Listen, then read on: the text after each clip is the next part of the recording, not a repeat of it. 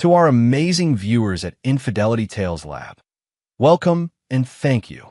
Your presence makes these stories worth sharing. We'd love to hear, which part of the world are you joining us from? Let us know. Now, let's dive into today's story. Chapter 1, Faded Promises. The September sun cast long shadows across Callum Severin's immaculate lawn as he pulled his Range Rover into the driveway of his colonial-style home in Oak Ridge Heights. At 42, Callum had built everything from nothing, rising from a hardscrabble childhood in South Boston to becoming one of the most respected security consultants on the East Coast. His company, Severin Solutions, specialized in high-end security systems for the wealthy and powerful, a career that had made him both rich and connected to people who operated in society's shadows. He checked his watch, 7:30 p.m., 2 hours earlier than expected. The Milan deal had closed faster than anticipated, and he caught an earlier flight to surprise Adrienne, his wife of 15 years. Their anniversary was next week, and he thought they could use the extra time together. Things hadn't been right between them for months. The house was unusually quiet when he entered. No music, no TV, none of Adrienne's usual evening routine sounds. "Adri," he called, setting down his briefcase in the foyer. Silence. Callum loosened his tie and moved through the house, noticing subtle things out of place. A wine glass with lipstick on the counter, men's sunglasses he didn't recognize on the coffee table. The master bedroom door was slightly ajar, and he could hear the shower running in their ensuite bathroom. He pushed the door open to find their bed unmade, the sheets tangled. On Adrienne's nightstand, her phone buzzed with an incoming text. Callum normally respected her privacy, but something felt wrong. He glanced at the screen. From Vince, "I miss you already. Same time tomorrow?" Callum felt his stomach twist. He'd suspected something was off, but seeing confirmation made his blood run cold. He pocketed Adrienne's phone and walked back downstairs, his mind racing. He poured himself 2 fingers of whiskey and sat in darkness, waiting. 30 minutes later, Adrienne came downstairs in her silk robe, her blonde hair still damp. She startled when she spotted him in the shadows. "Jesus, Cal, you scare me half to death." Her hand flew to her chest. "When did you get home?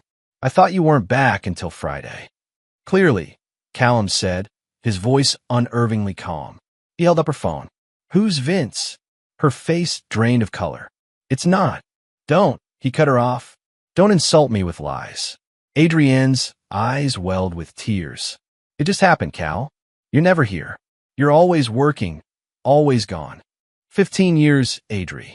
He swirled the amber liquid in his glass. 15 years, I've given you everything you wanted. I built this life for us. A life where I'm alone most of the time. Vincent makes me feel alive again. Callum didn't react. His face remained impassive, but inside, something fundamental was changing. The Callum who had walked into this house was dying, and someone else, something colder, was taking his place. "Vincent Hargrove? The art dealer?" Callum asked, remembering the pretentious man he'd met at the Brenner's charity auction last spring. Adrienne nodded, her tears now flowing freely. "I didn't mean for it to happen." "How long?" "For months," she whispered. Callum nodded once, drained his whiskey, and stood. "I'm staying at the Archer tonight. I'll be back tomorrow to collect some things." "Cal, please, we can work through this," Adrienne pleaded, grabbing his arm. He looked down at her hand, then back at her face. His eyes were devoid of the warmth they'd always held for her. "The most dangerous mistake people make, Adri, is thinking they know me. Even you." He gently removed her hand. "You have no idea what you've done." As he left, he heard her collapse in his sobs behind him. He felt nothing. Chapter 2, The Architect of Pain. For 3 days, Callum operated on autopilot. He checked into the Archer Hotel, contacted his lawyer, and threw himself into work. On the 4th day, he met with his oldest friend, Leo Prescott, at an out-of-the-way bar in Charlestown. "You look like hell," Leo said, sliding into the booth. A former Marine turned private investigator, Leo had been Callum's friend since they were teenagers running wild on Boston streets. "I need your help," Callum said, pushing a folder across the table. "Everything on Vincent Hargrove, and I need surveillance on Adrienne." Leo whistled low. This is about more than divorce evidence, isn't it? Callum's eyes met his friend's. You know me better than that. Cal, whatever you're thinking, I'm not asking you to get your hands dirty. Just information. Leo studied his friend's face. This isn't you, Cal. You've always been the smart one, the one who walked away from trouble. That Callum died when he saw those texts, he replied. I want to know everything. Where they meet, what they do, who knows about them. I want to know what Hargrove fears, what he loves, would he do anything to protect. Leo sighed, but took the folder. 1 week. Then we talk again before this goes any further. Over the next 2 weeks, Callum moved through his life like a ghost. He rented a luxury apartment downtown as a temporary residence.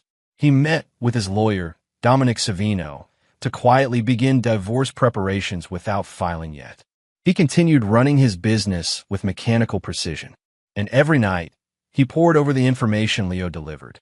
Vincent Hargrove was 38, divorced, with a reputation as a playboy in Boston's art world. His gallery catered to the city's elite, but behind its successful facade, Leo discovered money problems. Vincent had gambling debts to some dangerous people and was using his relationship with wealthy clients, particularly their wives, to stay afloat. Meanwhile, Adrian had called and texted Callum constantly the first week, then fallen silent when he didn't respond. According to Leo's surveillance, she spent most nights at Vincent's downtown loft, looking increasingly anxious as days passed. She had visited Callum's office twice, only to be turned away by his assistant. On a rainy Friday evening, there was a knock at Callum's apartment door. He opened it to find Adrienne's brother, Wesley Donahue, soaked and agitated. "We need to talk," Wesley said, pushing past him into the apartment. "Make yourself at home," Callum said dryly, closing the door. "What are you doing, Cal? Adri's a mess. She's made a mistake, but destroying her like this is cruel." Callum poured 2 whiskeys and handed one to Wesley. "Destroying her? I've said nothing to anyone. I'm just giving her space to be with her lover. Don't play games. You froze her out of your accounts. Her cards were declined yesterday at lunch with our mother. A banking error. Already fixed." Callum shrugged. "Marriage is a partnership, Wes. When one partner makes unilateral decisions that affect the relationship, there are natural consequences." Wesley studied him. "You're different. I've known you for 17 years, and I've never seen you like this. People change. Cal, Adri told me everything. She's ending it with Vincent. She wants to fix your marriage." Callum smiled, but didn't reach his eyes. "Too late." "What does that mean?"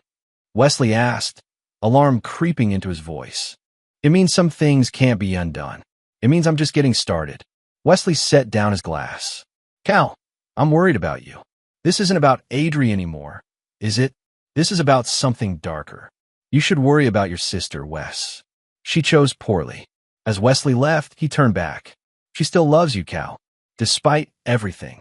"That's her problem, not mine," Callum replied, closing the door. That night, Callum received a final report from Leo. Vincent Hargrove owed $375,000 to Alexei Petrov, a Russian with connections to organized crime in Boston. The debt was due in 3 weeks.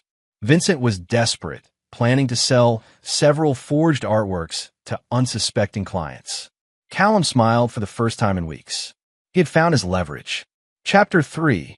The Precipice. Over the next week, Callum set his plan in motion. He contacted an old client, District Attorney Howard Sullivan, and anonymously provided evidence of Vincent's art forgery scheme.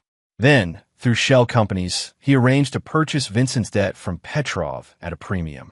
He also hired a team to quietly move his most valuable possessions from the house when Adrian was out. Expensive wines, rare books, family heirlooms. Anything with sentimental or significant monetary value disappeared without a trace. He emptied their safe of jewelry he'd given her over the years, leaving only what she'd brought to the marriage or purchased herself. On Friday morning, Callum received a call from Raymond Kessler, his mentor and the man who had given him his start in the security business 20 years ago. "You're making moves, Callum," Raymond said, his gravelly voice carrying decades of cigarettes and hard living. "Word gets around. Just reorganizing my life, Ray." Petrov thinks you're moving in on his territory. Callum laughed. I have no interest in his business. This is personal. Personal gets people killed, son. Raymond paused. The Hargrove situation, be careful. Once you cross certain lines, there's no coming back. I crossed that line the moment I saw those texts, Ray. Then at least be smart. Whatever you do, make sure it can't be traced back to you. That's why I called in that favor with Sullivan. The DA is looking at Hargrove's gallery now, and I own his debt to Petrov. Raymond was quiet for a moment. You've thought this through. Just remember what I taught you. Revenge is a dish best served cold. Don't let emotion cloud your judgment. I've never been clearer, Callum replied. That evening, Callum drove to his old neighborhood in South Boston. He parked outside a modest three-family house and knocked on the first-floor apartment door. A heavy-set man with tattoos covering his arms opened it.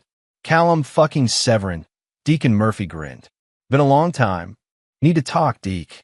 Inside, Deacon poured them beers. They had grown up together before Callum got out of Southie.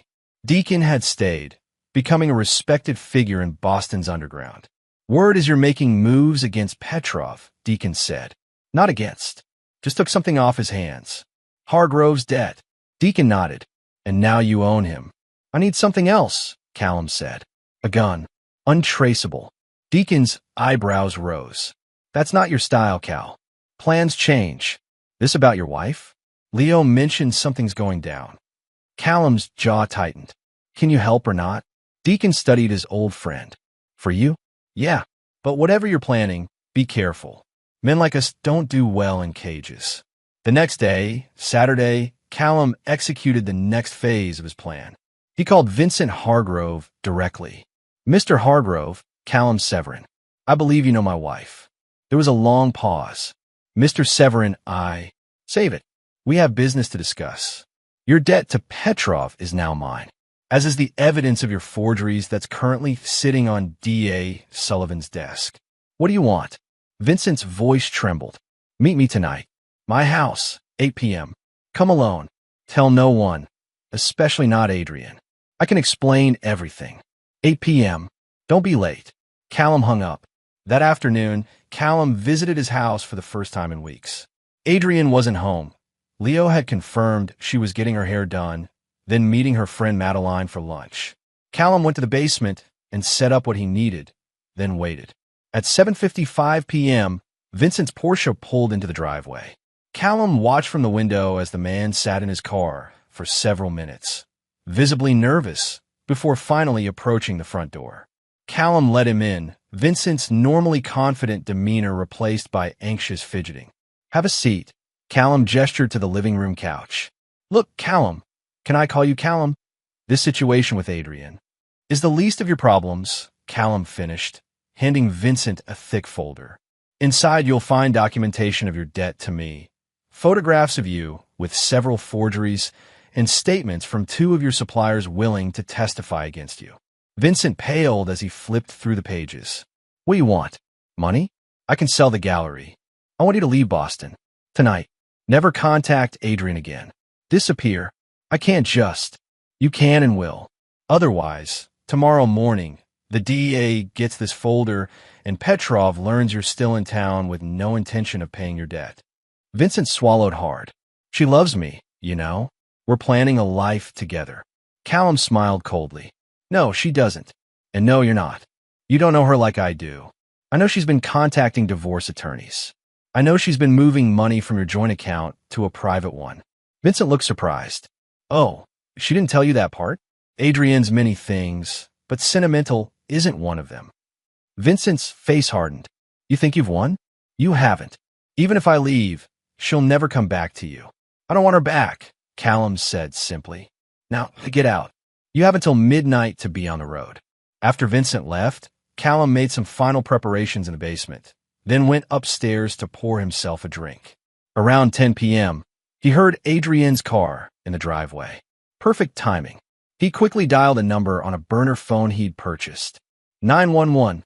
What's your emergency? I think I heard gunshots at my neighbor's house. Callum disguised his voice. The Severins at 47 Oak Ridge Drive. There was shouting before that. He gave a fake name and address when asked, then disconnected and quickly went to the basement to wait. 15 minutes later, he heard banging on the front door, followed by the authoritative voice of a police officer. He waited 5 more minutes, then purposefully made noise coming up from the basement. As he emerged into the hallway, he saw Officer Trent Rafferty standing in his foyer with Adrian, who looked confused and frightened. "Mr. Severin?" Officer Rafferty called. Callum feigned surprise. "Officer, what's going on?" "We receive a report of a disturbance at this address." "Gunshots." "Gunshots?" "No, nothing like that here." Adrian stepped forward. "Callum, what are you doing here?" "I thought—" "Sir," Officer Rafferty interrupted, speaking into his radio, "I need to check the premises. Standard procedure with these calls." "Of course," Callum agreed. "Though I just came up from the basement, and everything's fine down there." The officer nodded but headed toward the basement door anyway. Callum and Adrian stood in uncomfortable silence. "Why are you here, Cal?" she asked quietly. "It's still my house," he replied. "I came to get some clothes." Suddenly, Officer Rafferty's voice called up from the basement. "Mr. Severin, Mrs. Severin, you both need to come down here right now." They exchanged confused glances before heading downstairs. Officer Rafferty was standing near the washing machine, his flashlight illuminating something on the floor. Blood, a small pool of it, with smears leading toward the utility closet. "What the hell is this?" Adrian gasped. Officer Rafferty had his hand on his weapon. "I need to check that closet. Stand back, both of you."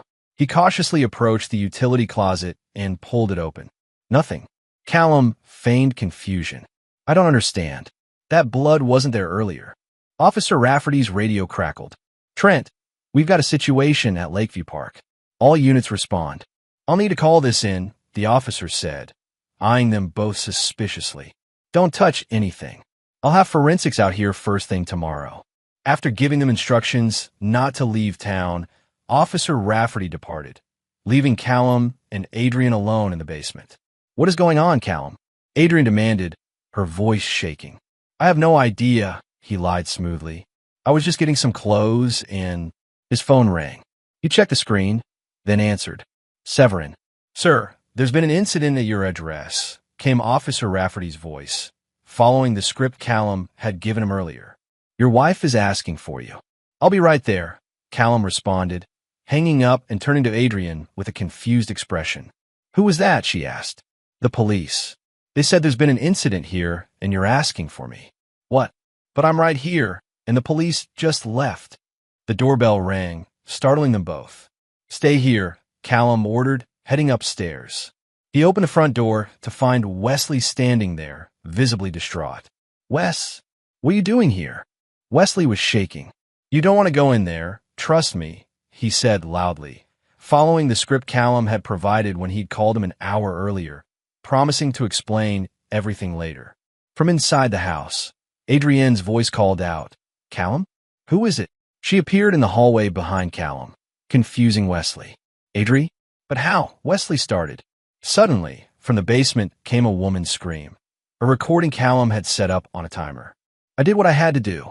I had no other option." The voice wailed, a perfect imitation of Adrienne's voice created using AI technology. Adrian froze. That sounds like me." "Callum, what the hell is happening?" Callum's face remained impassive as he turned to her. "I don't know, Adri, but we're going to find out." He led her and a bewildered Wesley back down to the basement. The blood was still there, but now there was something new, bloody handprints on the wall leading to the utility room. "This wasn't here before," Adrian whispered, her face ashen. Callum moved toward the utility room door, which was now closed again. "Callum, don't," Wesley warned, grabbing his arm. Callum shook him off and opened the door. What they saw inside changed everything forever. A life-size mannequin dressed in Vincent's clothes sat propped against the wall, a gaping wound in its chest. Blood, fake but remarkably realistic, covered the floor. On the wall behind it, written in what looked like blood, "He deserved it." Adrian screamed, collapsing against Wesley. "What is this? What sick game is this?" Callum turned to her, his eyes cold. "This is just the beginning, Adri. Just the beginning." Chapter 4. Fractured Mirrors. The following morning, Callum sat in Dominic Savino's office, calmly explaining what had transpired at the house. "Let me get this straight," Dominic said, pinching the bridge of his nose. "You staged a crime scene in your own basement to terrorize your wife." "To send a message," Callum corrected. "There's a difference. The police were involved. Officer Rafferty is an old client. He owed me a favor. The 911 call was anonymous. The blood was corn syrup with food coloring. No crime was committed." Dominic leaned back in his chair. "And your goal was what, exactly?" "To destabilize Adrian. To make her feel what I felt. That her world could collapse in an instant. That nothing is certain." "This is not the Callum Severin I've known for 10 years," Dominic said carefully. "This is something else. Something better," Callum replied. "Something unburdened by sentimentality." Dominic studied his client. "And what happens now?" Now we file for divorce. Full financial separation. I want the house, the vacation property in Vermont, 70% of our assets." "That's aggressive, Cal." "No judge will. They will when they see the prenup she signed. The infidelity clause is clear." Dominic nodded slowly. "And Vincent Hargrove?" "He's no longer a concern," Callum said dismissively. "He left town last night. But Adrian doesn't know that yet."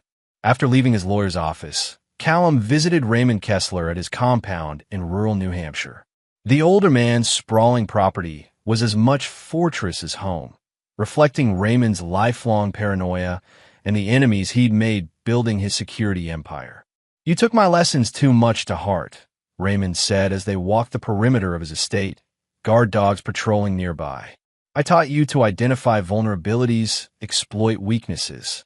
But I never meant for you to use those skills this way." "You taught me to be ruthless in business," Callum replied. "Why should personal matters be different?" Raymond stopped, turning to face his protege. "Because business is business. The heart is something else entirely." "My heart died 3 weeks ago, Ray." The older man sighed. "What's your endgame here, Callum?" "You terrorize Adrian, drive away her lover, take everything in the divorce. Then what? You think that fills the hole?" Callum stared out over the property. "It's not about filling anything. It's about justice." "Justice?" Raymond scoffed. "This is vengeance, pure and simple. And vengeance is a poison. I've watched better men than you destroy themselves pursuing it. Then so be it." Back in Boston that evening, Callum met Leo at their usual bar. His friend slid a phone across the table. Burner phone. All the texts between Adrian and Vincent since you confronted her. Figured you'd want to know what they're saying. Callum scrolled through the messages. Adrian had been frantic after the basement incident, texting Vincent repeatedly with no response. Her texts grew increasingly desperate. "Where are you? Something terrible happened at the house. Vincent, please call me. I'm scared. Are you okay? I can't reach you, and I'm worried.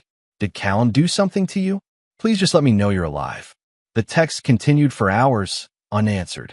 The last one, sent this morning, read, "If I don't hear from you by tonight, I'm going to the police."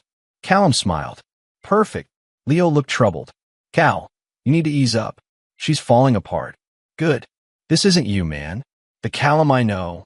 The Callum you knew was a fool who trusted too easily," he cut in sharply. "That man is gone." Leo shook his head. "What happened in that basement last night?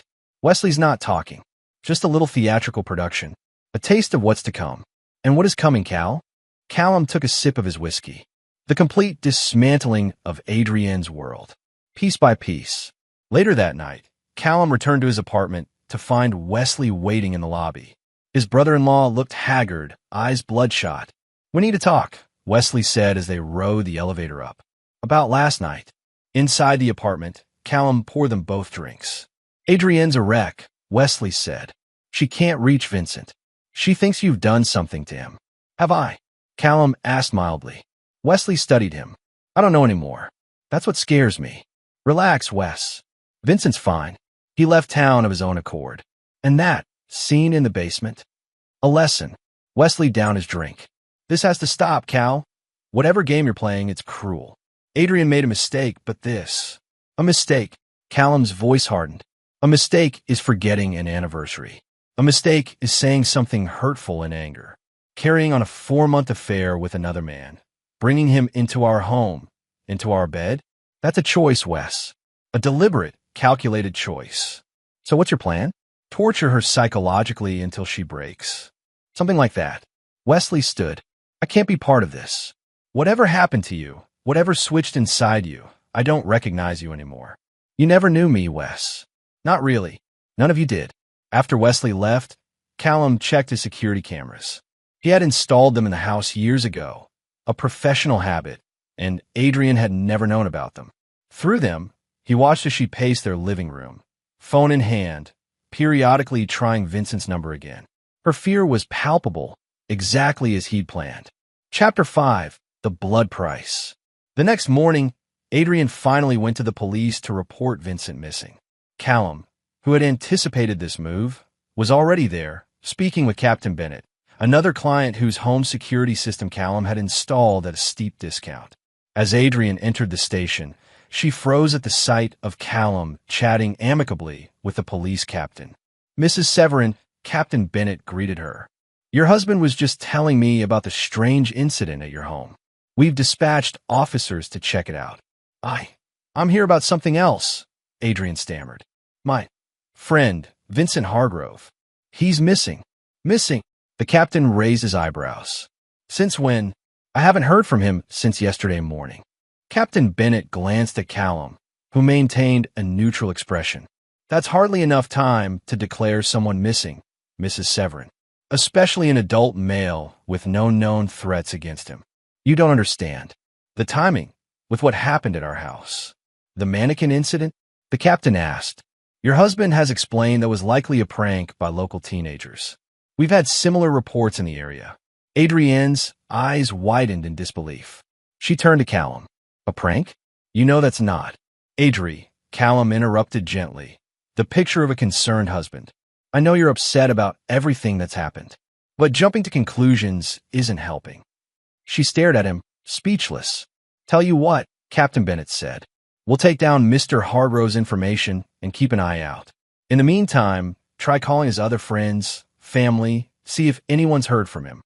Outside the station, Adrian confronted Callum. What did you do to him? Nothing, Adri. Vincent chose to leave. I don't believe you. Callum shrugged. Believe what you want. But ask yourself this. If he really loved you, would he disappear without a word when things got complicated? That afternoon, Callum met with their financial advisor, Bernard Walsh, to begin transferring assets. The prenuptial agreement Adrian had signed gave Callum significant leverage in case of infidelity, and he intended to use it fully. She'll fight this, Bernard warned, regardless of the prenup. Let her, Callum replied. I have documentation of the affair. Photographs, text messages, hotel receipts. Bernard looked uncomfortable. And Vincent Hargrove? What about him? What about him? There are rumors, Callum, about why he left town so suddenly. Callum's expression remained unchanged. People gossip, Bernard. Vincent had his own problems. That evening, Callum received a call from Leo. We've got a situation, Leo said without preamble. Adrian went to Vincent's gallery today. It was closed, but she made a scene, started shouting that you'd done something to him. His assistant called security. Perfect, Callum said. The more unstable she appears, the better for me. Cal, this is getting dangerous. She's spiraling. If she keeps making these accusations publicly, then what? The police investigate? They find nothing because there's nothing to find. Leo was quiet for a moment. Deacon asked about the gun. Tell him I no longer need it. He's worried. So am I. Don't be. Everything's proceeding exactly as planned. The next day, divorce papers were delivered to Adrian at the house. Callum had them served while she was having lunch with her mother, ensuring maximum embarrassment. The terms were brutal. Callum was claiming almost everything, citing the infidelity clause in their prenup. That night, Adrian showed up at his apartment, eyes red-rimmed, clutching the papers. Let me in, Callum, she demanded. We need to talk about this. He let her in, maintaining his cold demeanor. There's nothing to discuss. The terms are clear. This is insane, she said, throwing the papers onto his coffee table. You're asking for everything. The house, the vacation property, my car, even my grandmother's jewelry. The jewelry I bought you, he corrected. As for the rest, you agreed to these terms when you signed the prenup. Section 7, paragraph 3. In the event of infidelity by either party, the wronged spouse shall be entitled to, he recited from memory. I know what it says, she snapped. But this is vindictive, Cal. This isn't about fairness or legality. This is punishment.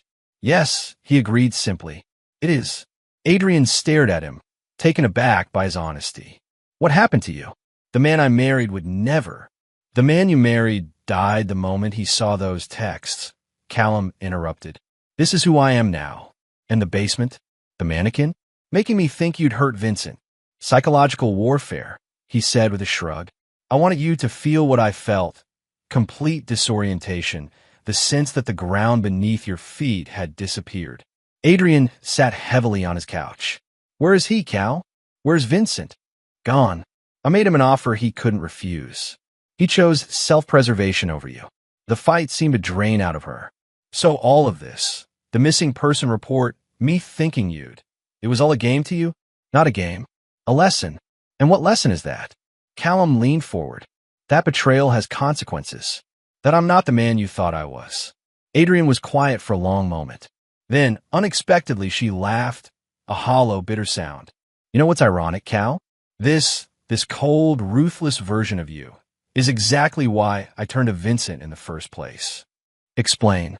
You've always had this capacity for detachment, for compartmentalizing emotions. I used to admire it, how you could separate personal feelings from business decisions. But over the years, that wall between your compartments started to disappear. Everything became business to you, even our marriage. Callum's expression remained impassive. Vincent made me feel wanted, she continued. Not like an asset, not like another successful acquisition, like a woman. And now? How do you feel now that he's abandoned you? Her eyes hardened, like I finally see you clearly, and like I'll fight you with everything I have. As she stood to leave, Callum called after her. The difference between us, Adri, is that I never betrayed you. I gave you everything. Except yourself, she said quietly, closing the door behind her. That night, Callum received a text from an unknown number. You've made a powerful enemy. Watch your back. He smiled. Things were proceeding exactly as planned. Chapter 6, Wolves at the Door. The divorce proceedings moved quickly. Adrian hired Patricia Vasquez, a renowned divorce attorney known for her aggressive tactics. At their first court appearance, Patricia argued that the prenuptial agreement should be invalidated due to Callum's pattern of psychological abuse.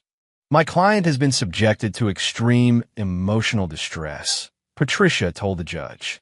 Mr. Severin staged a violent crime scene in their home to terrorize her. He's systematically isolated her from friends and resources. Dominic Savino, Callum's attorney, countered with evidence of Adrienne's affair. Photographs, text messages, hotel receipts, all meticulously documented by Leo. Mrs. Severin's claims of abuse are a transparent attempt to distract from her own actions, Dominic argued. The prenuptial agreement is clear about the consequences of infidelity. Judge Abernathy, a stern woman in her 60s, seemed unimpressed with both sides. I've seen enough theatrics from both parties, she declared. This court will not be used as a stage for personal vendettas. The prenuptial agreement stands for now, but I'm ordering a full financial disclosure from both sides before proceeding further. Outside the courthouse, reporters had gathered. Callum strode past them without comment, but Adrian stopped, tears streaming down her face. My husband is destroying me for making one mistake, she told the cameras. He's a vindictive, dangerous man. Leo, who had been watching from a distance, caught up with Callum at his car. This is getting ugly fast, Cal. She's going public with accusations. Let her, Callum replied calmly. It only makes her look unhinged. She mentioned the basement incident, a prank by local teens, according to police reports. Captain Bennett has already gone on record saying as much. Leo studied his friend. You've thought of everything, haven't you? That's why I'm still standing, Callum said, getting into his car. And Vincent Hargrove isn't. The next day, Callum visited his old house to collect more belongings. Adrian was supposed to be out, but he found her sitting in the kitchen, staring at nothing. "I thought you'd be at your mother's," he said, setting down his empty boxes. "I couldn't face her," Adrian replied, her voice hollow. "She keeps asking what I did to make you so angry." "And what did you tell her?" "The truth. That I betrayed you. That I deserve some punishment, but not this."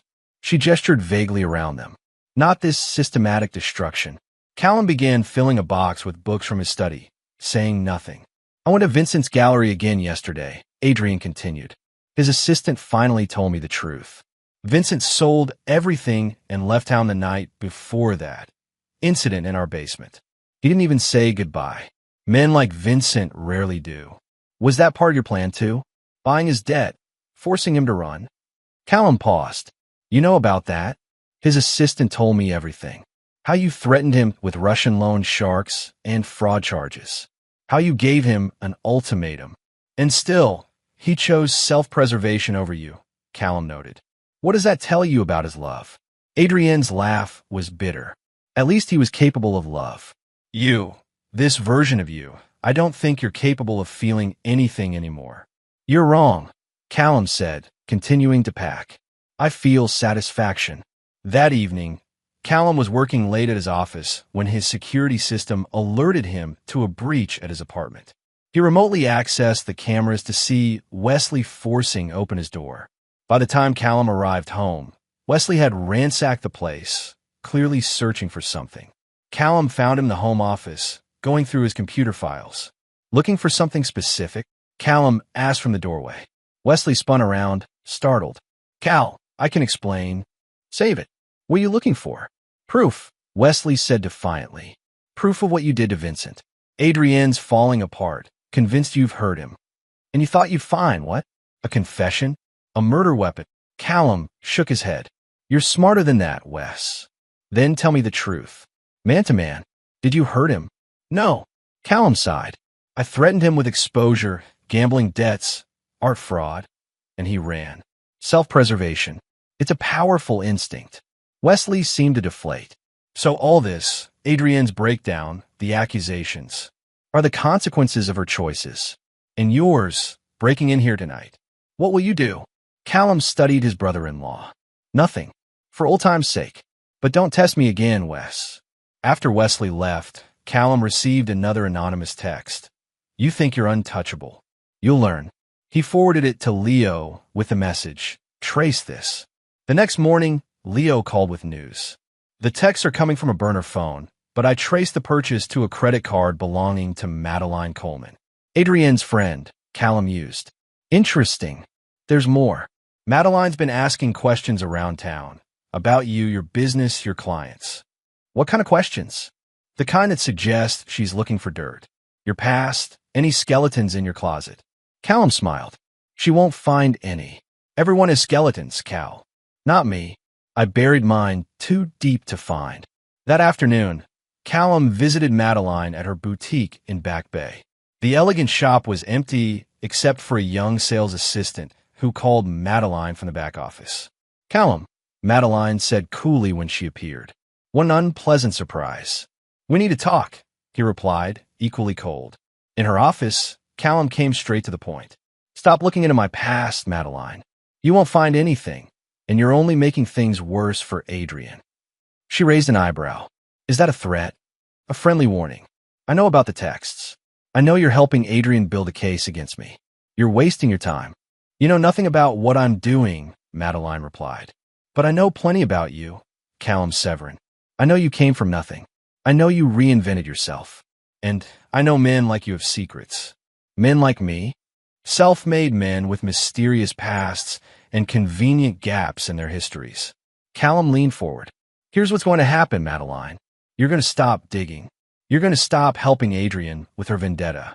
Because if you don't, I'll be forced to take an interest in your husband's offshore accounts." Madeline paled. "What are you talking about?" "Thomas Coleman, investment banker. 3 accounts in the Caymans, holding approximately $6.2 million that the IRS knows nothing about. Will be a shame if someone sent them an anonymous tip." "You're bluffing." Callum slid a folder across her desk. Inside were bank statements, transaction records, all the evidence needed to destroy Thomas Coleman's career and freedom. "How did you?" I have resources, Madeline. More than you can imagine. This is your only warning. As he turned to leave, she called after him. She loved you, you know. Despite everything. Callum paused at the door. Love is a luxury I can no longer afford. That night, Callum met Raymond Kessler at a private club downtown. The older man looked grim.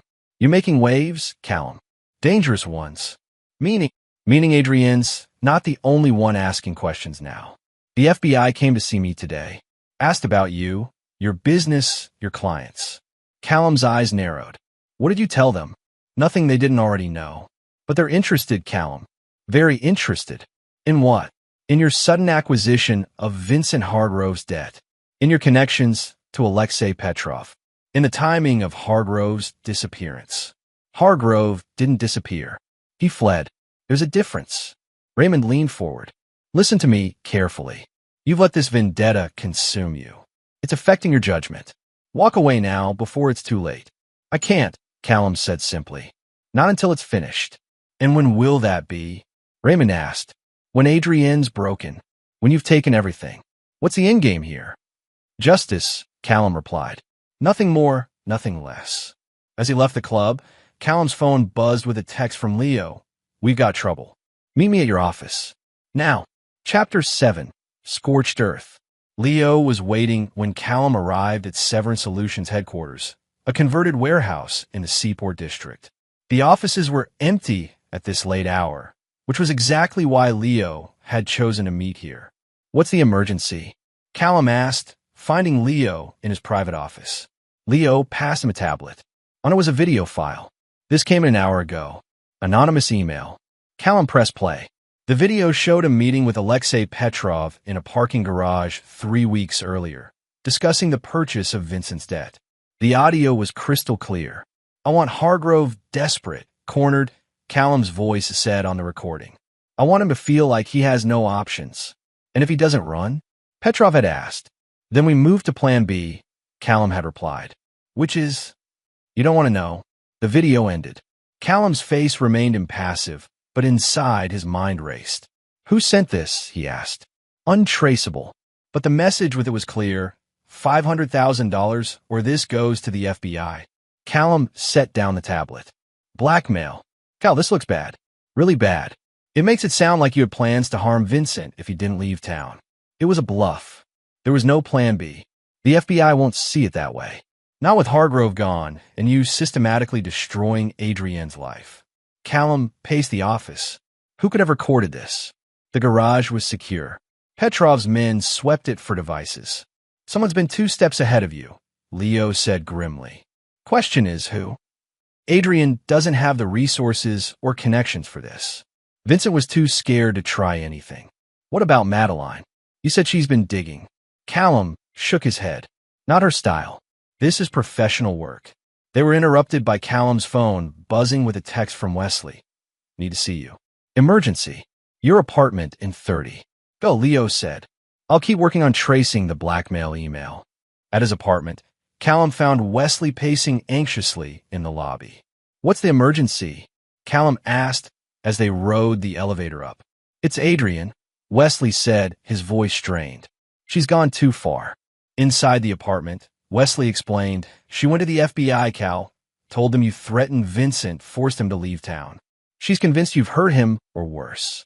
She has no proof. She claimed you staged that scene in the basement to terrorize her, that you've been psychologically torturing her for weeks. They're taking it seriously, Cal. They're reopening the investigation into Vincent's disappearance. Callum absorbed this news calmly. Let them investigate. They'll find nothing because there's nothing to find. Wesley studied him. You really didn't hurt him, did you? No. I just gave him a way out that he took. Then why all this? Wesley gestured around them. The elaborate revenge, the psychological games, destroying Adrienne this way. Callum was quiet for a long moment. Because betrayal deserves consequences. Because I gave her everything, and she threw it away for a man who abandoned her at the first sign of trouble. Wesley sighed heavily. Look, there's something else you should know. The reason Adrienne went to the FBI today, Vincent called her. Callum's head snapped up. What? From Mexico. Said he was sorry for leaving without saying goodbye, but you'd threatened his life. Said he had evidence against you he was afraid to use. That's impossible. Vincent's in Arizona. I've been tracking him. Wesley looked confused. Arizona? No, he called from Cancun. Adrian recorded the call. Callum's mind raced. If Vincent wasn't in Arizona, who had his people been tracking?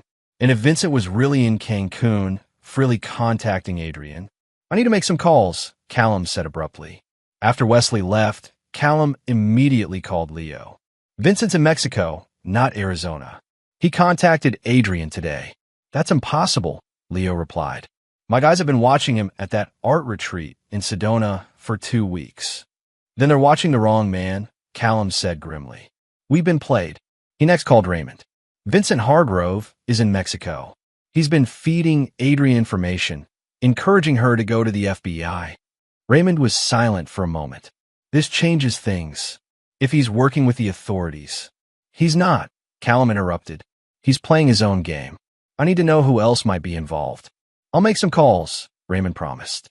But Callum, you need to consider the possibility that this has gone too far. If the FBI is investigating, it's too late to back down now, Callum said firmly. I need to see this through. The next morning, Callum met with Dominic to discuss this new development. The FBI visited my office yesterday, Dominic told him. Asked about you, about the divorce proceedings, about Vincent Hargrove. What did you tell them? Attorney-client privilege. I told them nothing. But Callum, this is serious. They had a warrant for your financial records, specifically the purchase of Hargrove's debt from Petrov. Callum nodded. I expected as much. There's more. Patricia Vasquez filed an emergency motion this morning. Adrienne's claiming emotional distress, saying you've engaged in a systematic campaign to destroy her mentally and financially. She's seeking a restraining order and asking the judge to freeze all your assets pending investigation. On what grounds? She's claiming the money used to buy Hargrove's debt was from joint marital assets, that you used her money to threaten her lover. Callum smiled coldly. Clever. But the money came from my personal accounts, not joint funds. I can prove it. Dominic studied his client. You knew this was coming, didn't you? You've been 3 steps ahead this whole time. Not the whole time, Callum admitted. But enough of it. That afternoon, Callum received a call from an unknown number. He answered cautiously. Mr. Severin, came a familiar voice. Vincent Hargrove. I believe we have unfinished business. Vincent, Callum replied evenly. Enjoying Mexico? For now. But I'm thinking of returning to Boston. I miss the climate. I wouldn't advise that. Vincent chuckled. No, I imagine you wouldn't. Tell me, how does it feel to be the one being hunted for a change? Is that what you think is happening? The FBI is building a case against you, Callum. Intimidation, harassment, financial crimes. All because you couldn't handle your wife finding someone who actually made her happy. Callum's voice remained steady. You abandoned her, Vincent. The moment things got difficult, you ran. What does that say about your love? I ran because you threatened my life. Vincent snapped. But I've been working with Adrian the whole time, helping her build a case against you. And the blackmail attempt? Was that you too? A pause. I don't know what you're talking about. Of course you don't, Callum said, unconvinced. What do you want, Vincent? The same thing you wanted from me. For you to disappear. Leave Boston. Leave Adrian alone. Or the FBI gets everything I have on you. You're bluffing. You have nothing. The video in the parking garage says otherwise. So it was Vincent behind the blackmail. Callum smiled to himself. You made one critical mistake, Vincent. And what's that? You assumed I care about consequences. Before Vincent could respond, Callum ended the call. He immediately called Leo. I need everything you have on Vincent's current location. Phone records, credit card traces, everything. Already working on it, Leo replied. But Cal, there's something else you should know. Your office was raided this morning. FBI. They took computers, files, everything related to your business with Petrov. Expected, Callum said calmly. What about the offshore contingencies? Untouched. They don't know about those accounts. Good. I need you to activate Protocol Lazarus. Leo was silent for a moment. You're sure? That's scorched earth, Cal.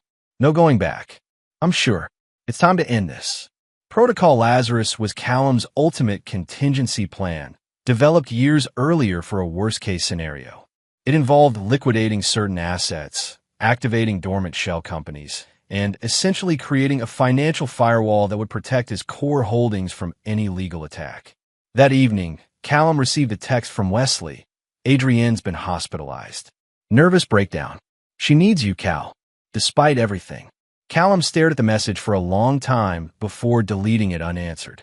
Instead, he drove to Raymond's estate in New Hampshire. The older man was waiting for him on the porch, drinking whiskey despite the cool evening air. I warned you, Raymond said as Callum sat beside him. I told you vengeance was a poison. It's not vengeance anymore, Ray. It's survival. Raymond studied him. What are you planning? The end, Callum said simply. One way or another. Chapter 8. The Phoenix Gambit. The next morning, the Boston Globe's front page carried the headline, Security Mogul Under Investigation.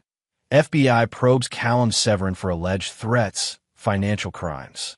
The article detailed the FBI's investigation, Adrienne's allegations of psychological torture, and Vincent Hargrove's claims of intimidation.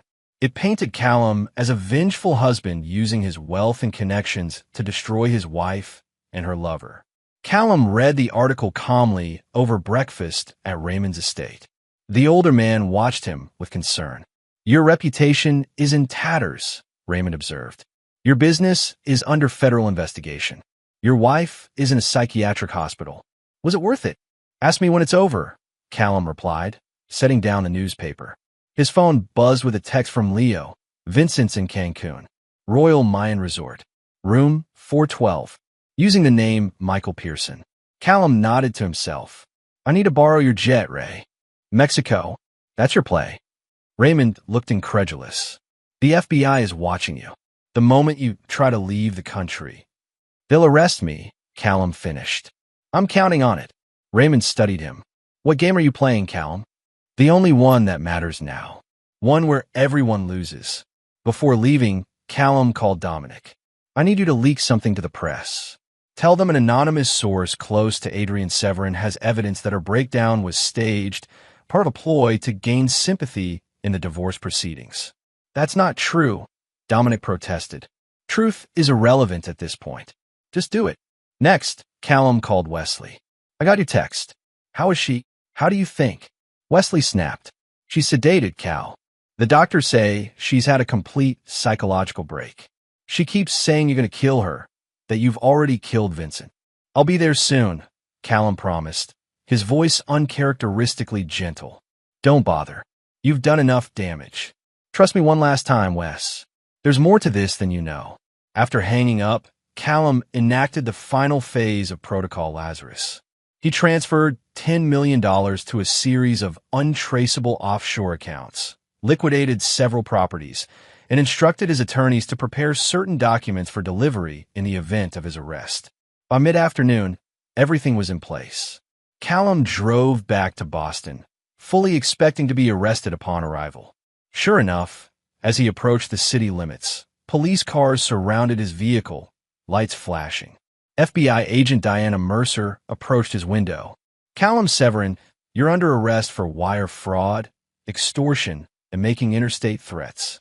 You have the right to remain silent. As they led him away in handcuffs, reporters swarmed the scene. Callum maintained his composure, his face expressionless as cameras flashed around him. At FBI headquarters, Callum was placed in an interrogation room. Agent Mercer and her partner, Agent Bowen, sat across from him. Dominic Savino had arrived to represent him. We have you on tape threatening Vincent Hargrove, Agent Mercer began, playing the parking garage video. We have financial records showing you purchased his debt from a known Russian criminal.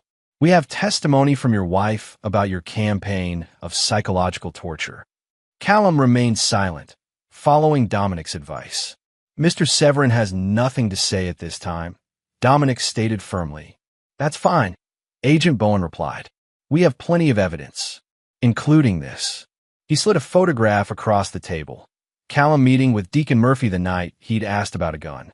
Deacon Murphy, Agent Mercer said, known arms dealer. Would you like to explain that meeting, Mr. Severin? Dominic intervened again. My client exercises his right to remain silent. The interrogation continued for hours, with the agents presenting piece after piece of evidence against Callum. Throughout it all, he remained impassive, almost serene. Finally, Agent Mercer slammed her hand on the table. Enough games, Severin. Where's the gun you got from Murphy? What did you do with it? For the first time, Callum spoke. I'd like to make a deal. The agents exchanged surprised glances. What kind of deal? Agent Bowen asked cautiously. Immunity from prosecution in exchange for information about Vincent Hargrove and Alexei Petrov. Agent Mercer scoffed. You're not in a position to make demands, Severin. I think I am, Callum replied calmly. Because what I know about Petrov's operation in Boston would justify a complete immunity deal. And what I know about Vincent Hargrove would interest you greatly. We're listening, Agent Bowen said after a moment. Not until I have immunity in writing, signed by the U.S. attorney. They left him alone with Dominic, who looked bewildered. What are you doing, Cal? They have enough to put you away for years. Trust me, Callum said. This was always the plan. 6 hours later, Agent Mercer returned with a signed immunity agreement. This only covers the financial crimes and alleged threats, she clarified. If we find evidence of violence against Hargrove or anyone else, all bets are off. Understood, Callum nodded, signing the document. Now talk, Agent Bowen demanded. Callum smiled. Vincent Hargrove has been working with Alexei Petrov for years, laundering money through his art gallery. The gambling debts were real, but they were just a small part of their arrangement. Vincent sells forged artwork to Petrov's associates, helping them convert dirty money into legitimate assets. The agents looked skeptical. You expect us to believe Hargrove is the real criminal here? Agent Mercer asked. I don't expect you to believe anything, Callum replied. I expect you to investigate. You'll find everything you need on this. He nodded to Dominic, who produced a flash drive from his briefcase. Financial records, communications, evidence of at least a dozen forged artworks sold in the last 3 years. Agent Bowen took the drive. And your wife? Was terrorizing her part of your plan to expose Hargrove? Adrian knew nothing about Vincent's criminal activities. She was a pawn in his game, a way to access wealthy potential marks through our social circle. So your revenge against her was real, Callum admitted, but not in the way you think. I needed Vincent to believe I was consumed by vengeance, blinded by it.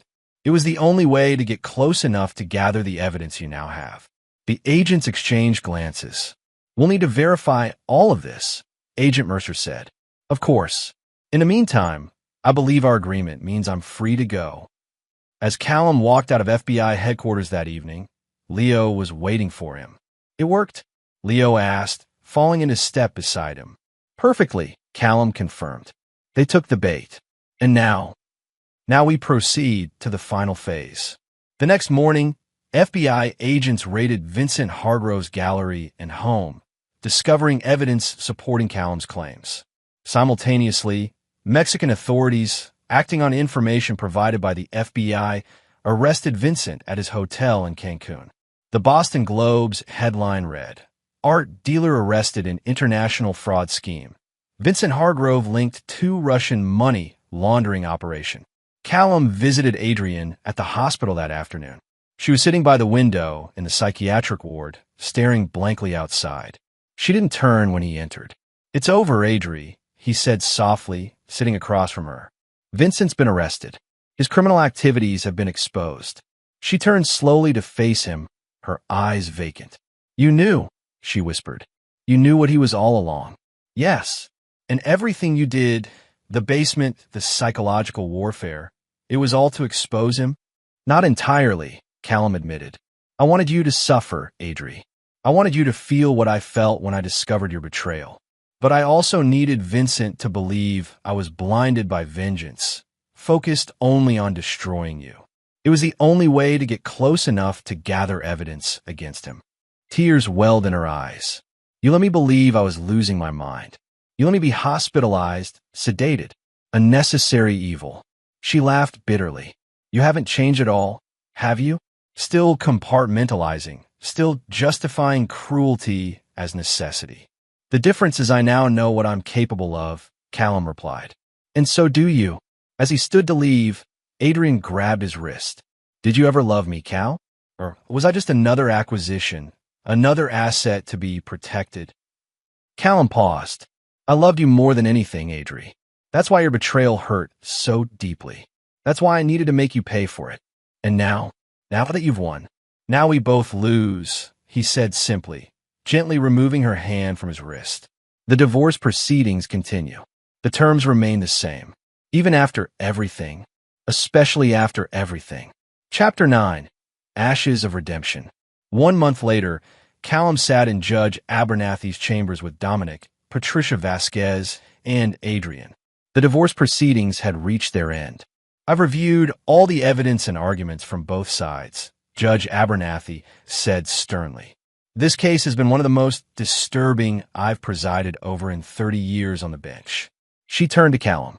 Mr. Severin, while your actions in exposing Mr. Hargrove's criminal activities were ultimately beneficial to law enforcement, your methods, particularly your psychological warfare against your wife, were cruel and unconscionable. Callum nodded slightly, but said nothing. And Mrs. Severin, the judge continued, while you were a victim of manipulation by both your husband and Mr. Hargrove, your admitted infidelity was the catalyst for these events. Judge Abernathy sighed heavily. Having considered the prenuptial agreement and all mitigating factors, I'm prepared to render my decision. The judgment was a compromise. Callum received the house and 60% of their joint assets, rather than the 70% he demanded. Adrian kept her car, her grandmother's jewelry, and the vacation property in Vermont. Both were ordered to undergo psychological counseling. Outside the courthouse, Adrian approached Callum. So that's it? 15 years ends like this. Yes, he said simply. You know, I kept hoping, even after everything, that somewhere inside you was the man I married. The man who could forgive.